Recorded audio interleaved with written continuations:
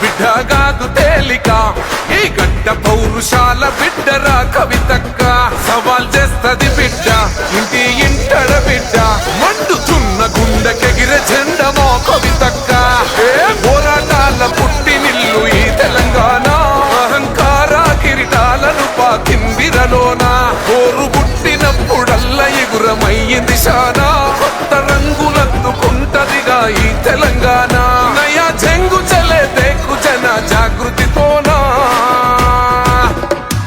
పట్టుర పట్టు జెండను బంటు కొట్టుర కొట్టు కొండను కొట్టు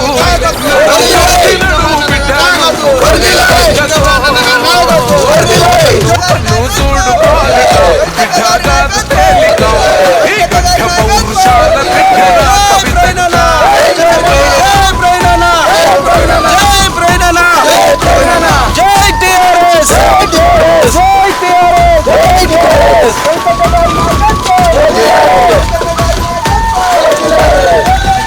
దూరమెంతది అయినా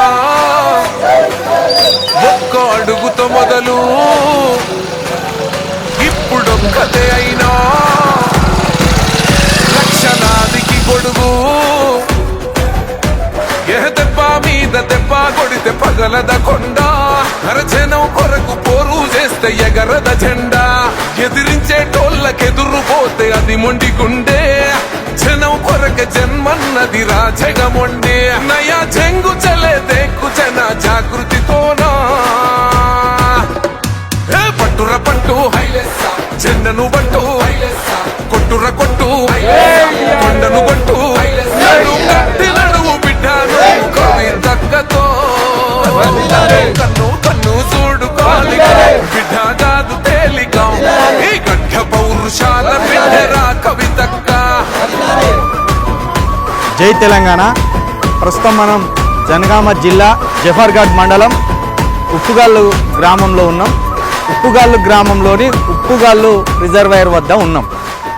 తెలంగాణ ఉద్యమంలో తలాపున బారుతుంది గోదారి, నీసేను నీచెలుక ఎడారి అన్న చందంగా ఉప్పుగాళ్ళు గ్రామంలోని వ్యవసాయదారుల పరిస్థితి కావచ్చు, లేదా ఈ రిజర్వాయర్ను ఆనుకొని ఉన్న దాదాపు 3 జిల్లాలను కలుపుతూ ఈ రిజర్వాయర్ నుండి వాటర్ను పంపింగ్ చేసేలా ఈ రిజర్వాయర్ను 2009లో అదే కాంగ్రెస్ ప్రభుత్వం ఉన్నప్పుడు వైఎస్ఆర్ గారి హయాంలో దీన్ని ప్రారంభించడం జరిగింది. అంటే 2009 నుండి మొదలు పెట్టుకుంటే ఇప్పుడు 2026 దాదాపు 17 సంవత్సరాలుగా వస్తుంది. ఆనాడు కాంగ్రెస్ ప్రభుత్వమే ఉన్నది, ఇప్పుడు కాంగ్రెస్ ప్రభుత్వమే ఉన్నది. ఆనాడు రాజయ్య గారు ఎమ్మెల్యేగా ఉన్నారు, ప్రస్తుతం ఇప్పుడు కడియం సిఆర్ గారు ఎమ్మెల్యేగా ఉన్నారు. అంటే దాదాపుగా 17 సంవత్సరాలుగా ఈ రిజర్వాయర్కి మోక్షం లేకుండా పోయింది. ఈ రిజర్వాయర్ను ప్రారంభించినప్పుడు ఇదే భారీ నీటిపారుదల శాఖ మంత్రిగా అప్పుడు పొన్నాల లక్ష్మయ్య గారు ఉండే. అంటే ఈ కాంగ్రెస్ ప్రభుత్వానికి ఈ ప్రాజెక్టుల పట్ల కావచ్చు, రైతుల పట్ల కావచ్చు, ఈ చుట్టుముట్టు గ్రామాల వ్యవసాయదారుల పట్ల కావచ్చు ఏమాత్రం చిత్తశుద్ధి ఉన్నదనేది ఒకసారి మనం అర్థం చేసుకోవాలి. ఇక ఇప్పుడు ప్రస్తుతం ఉన్న ఎమ్మెల్యే కడియం సిఆర్ గారు ఏ పార్టీ అధికారంలో ఉంటే ఆ పార్టీలోకి మారుతుంటాడు. ఆ పార్టీలోకి మారి ఏం చెప్తాడు, నేను అభివృద్ధి కోసమే పార్టీలు మారుతున్నా అంటాడు. అయితే నేను కడియం సిఆర్ గారికి స్పష్టంగా ఒక ప్రశ్న అడగదలుచుకుంటున్నా. అసలు అభివృద్ధి అంటే నీ ఇంటి అభివృద్ధి అనుకుంటున్నావా, లేకపోతే ప్రజల అభివృద్ధి అనుకుంటున్నావా, లేకపోతే నీ సొంత బిడ్డ ఇప్పుడు ఎంపీగా ఉన్న కావ్య గారి అభివృద్ధే ఈ ప్రజల అభివృద్ధి అనుకుంటున్నావా? ఏ అభివృద్ధిని అభివృద్ధి అని చెప్తున్నావు నువ్వు? ఇక్కడ రిజర్వాయర్ పడావుబడి ఉన్నది, నువ్వు అభివృద్ధి కోసం ఈ కాంగ్రెస్లోకి దిగినా అని నువ్వు చెప్తున్నావు. అసలు నువ్వు కాంగ్రెస్లో ఉన్నవా లేవా ఇంతవరకు నీకు తెలియదు. కాబట్టి ఈ రిజర్వాయర్ని ఆనుకొని దాదాపు 55,000 ఎకరాల పంట ఉన్నది, 55,000 ఎకరాల సాగు భూమి ఉన్నది. దాదాపు ఈ రిజర్వాయర్ ప్రారంభించినప్పుడు ఇక్కడ గౌండ్లు కూడా వాళ్ళ తాడి చెట్లు వాళ్ళ వృత్తిని కోల్పోవడం జరిగింది.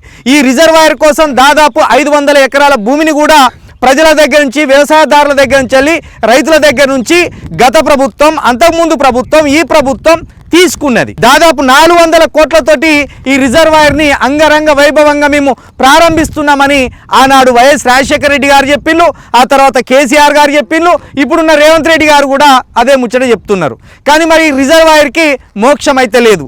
భూములు పోయినాయి రైతులై, సంపద పోయింది రైతులది, కానీ నీళ్ళ సుక్క మాత్రం ఇక్కడ ఈ గ్రామాన్ని తాకడం లేదు. ఈ గ్రామంలో ఉన్న వ్యవసాయదారులు ఇక్కడ నుండి నీటిని తీసుకునే పరిస్థితి లేదు. ఇంకా ఈ రోజు ముఖ్యంగా నేను చెప్పదలుచుకున్నది ఏంటంటే, రేపు 14వ తారీఖు కడియం సిఆర్ గారు కన్నింగ్ అంకుల్ అని పేరు పెట్టాం మేము ఆయనకు. ఎందుకు కన్నింగ్ అంకుల్ అంటే, ఇక్కడ గన్పూర్ రిజర్వాయర్ నుండి ఆయన రేపు నీటిని విడుదల చేయబోతున్నాడట. ఎంత దుర్మార్గుడు! రేపు నీటిని రిలీజ్ చేసే ముందు ఇవాళ ఒక పేపర్ స్టేట్మెంట్ ఇచ్చిండు. ప్రతి పంటను నీళ్లు దడపాలే, వ్యవసాయదారులు చల్లగా ఉండాలి అని ఒక దుర్బుద్ధితోటి, కన్నింగ్ బుద్ధితోటి చెప్పి రేపు స్టార్ట్ చేస్తాను. అంటే మరి ఇదే గన్పూర్ని ఆనుకొని ఉన్న ఉప్పుగల్ ఎంత దూరం ఉన్నది? 8 కిలోమీటర్లు లేదు. మరి అక్కడ స్టేషన్ గన్పూర్లో మోటార్లు స్టార్ట్ చేస్తాను, సంతోషమే, రైతులు బాగుపడడం మాకు ఆనందమే. మరి ఉప్పుగాలు రైతులు ఏం పాపం చేసిండ్రు? పాలకుర్తి రైతులు ఏం పాపం చేసిండ్రు? జఫర్గఢ్ రైతులు ఏం పాపం చేసిండ్రు? మరి ఈ మొత్తం ఈ నియోజకవర్గాన్ని ఆనుకొని రిజర్వాయర్ ఉన్నది కదా, 55,000 ఎకరాలు కదా. మరి 55,000 ఎకరాల పంటను నువ్వు నాశనం చేసినట్టే కదా. ఎవరి అభివృద్ధి కోసం నువ్వు కాంగ్రెస్ కండువా కప్పుకున్నావు? అసలు నువ్వు కాంగ్రెస్ ను ఉంచుకున్నావా లేదా కాంగ్రెస్ నేను పెంచుకుంటాందా? ఈ స్పష్టత నువ్వు ఇవ్వాలి. నువ్వు కాంగ్రెస్ ఉన్నావా? ఉంటే ఎన్ని నిధులు తెచ్చినావు?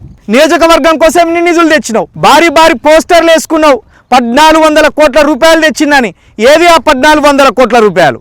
కాబట్టి ఇప్పుడు నేను తెలంగాణ రక్షణ సేన పార్టీ నియోజకవర్గ ఇన్ఛార్జిగా స్పష్టంగా చెప్తున్నా, నీ ఈపు చింతపండు చేస్తే తప్పించి ఈ రిజర్వాయర్ మొదలయ్యేటట్టు లేదు. మొన్న ముఖ్యమంత్రి గారు పంటలన్నీ ఎండిపోతున్నాయి, ప్రాజెక్టులలో నీళ్లు లేవు, నువ్వు ప్రాజెక్టులకు నీళ్ళు ఇస్తలేవు, పంటలకు నీళ్ళు ఇస్తలేవు అంటే రైతుల రక్తంతో పంటలు పండించుకోర్రి అంటాను. నేనేం చెప్తానంటే, రైతుల రక్తమేమో కానీ నీకు బెల్ట్ పూజ చేస్తే తప్పించి నువ్వు దారికి రావని నిన్ను హెచ్చరిస్తున్నా ముఖ్యమంత్రి గారు. అంటే రైతుల మీద ఎంత దురుద్దేశం, ఎంత దుర్మార్గం ఉంటే నువ్వు రైతుల రక్తం జల్లి పంటలు పండించుకోర్రని చెప్తావు. ఈ కాంగ్రెస్ ప్రభుత్వానికి బయట పూజ చేయాలి, బెల్ట్ పూజ చేయాలి. ఇదే కాంగ్రెస్ ఉంచుకునే ఎమ్మెల్యేనే. ఆయనేమో కాంగ్రెస్ పెంచుకుంటాను అనుకుంటాను, కాదు, ఉంచుకున్న ఎమ్మెల్యేనే. ఈ ఉంచుకున్న ఎమ్మెల్యేకి కూడా బెల్ట్ పూజ చేయాలి, బడిత పూజ చేయాలి. రానున్న రోజుల్లో ఇదే రిజర్వాయర్ని మేము 4 నెలలు టైం తీసుకుంటున్నాం. ఈ 4 నెలల్లో కనుక ఈ రిజర్వాయర్ నుండి ఇదే పాలకుర్తికి, మా జఫర్గఢ్కు, అదేవిధంగా మా ధర్మసార్ నుండి ఇక్కడికి నీళ్లు లిఫ్ట్ పంపింగ్ కావాలి. ఇక్కడ నుండి ఈ చుట్టుముట్టు ఉన్న 55,000 ఎకరాలను ఈ రిజర్వాయర్ నుండి పంట పొలాలు తడపాలి. ఆ విధంగా ఇప్పటికి ఆగిపోయిన పనులను పూర్తి చేసి ఈ రిజర్వాయర్ నుండి నీళ్లు విడుదల చేయకపోతే గనక ఇదే తెలంగాణ రక్షణ సేన ఆధ్వర్యంలో, కల్వకుంట్ల కవిత గారి నేతృత్వంలో, కల్వకుంట్ల కవిత గారి నాయకత్వంలో ఇక్కడ మేము పెద్ద ఎత్తున పోరాటం చేస్తాం. ఇక్కడ రైతులను కలుపుకొని, యువతను కలుపుకొని, ఈ 55,000 ఎకరాల పంట పొలాలలో పనిచేస్తున్న రైతులను కలుపుకొని పెద్ద ఎత్తున పోరాటం చేస్తాం. 4 నెలలు గడువు ఇస్తున్నాం. ఈ 4 నెలల గడువు లోపల ఇక్కడ ఈ రిజర్వాయర్ను కనుక మీరు ప్రారంభించకపోతే, ఇక్కడ నుండి నీళ్లు తీసి మీరు ఈ గ్రామ ప్రజలకు అందించకపోతే, ఈ చుట్టుముట్టు ఉన్న ప్రజలకు అందించకపోతే ఖచ్చితంగా కడియం సిఆర్ని మేము భరతం నీ భరతం బట్టిని నీ నియోజకవర్గం నుండి తరిమి కొడతామని మరొకసారి హెచ్చరిస్తూ, ఇక్కడికి తరలి వచ్చిన మా వ్యవసాయదారులకు కావచ్చు, మా యువతకు కావచ్చు, ఒకటే హామీ ఇస్తున్నా, ఈ కన్నింగ్ అంకుల్ని, ఈ కడియం అంకుల్ని ఈ నియోజకవర్గం నుండి తరిమి కొట్టకపోతే వీళ్ళు రాబందులు లెక్క ఇక్కడనే తిష్టేసి కూర్చొని ఈ సంపద నాగం చేస్తారు, మన రైతుల నాగం చేస్తారని మరొకసారి మీ అందరికీ తెలియజేస్తూ, జై తెలంగాణ, జై భీమ్, జై పూలే. జై టిఆర్ఎస్, జై టిఆర్ఎస్, జై టిఆర్ఎస్, జై టిఆర్ఎస్, జై టిఆర్ఎస్, జై టిఆర్ఎస్, జై టిఆర్ఎస్, జై టిఆర్ఎస్. నాయకత్వం వర్ధిల్లాలి. నాయకత్వం వర్ధిల్లాలి. నాయకత్వం వర్ధిల్లాలి.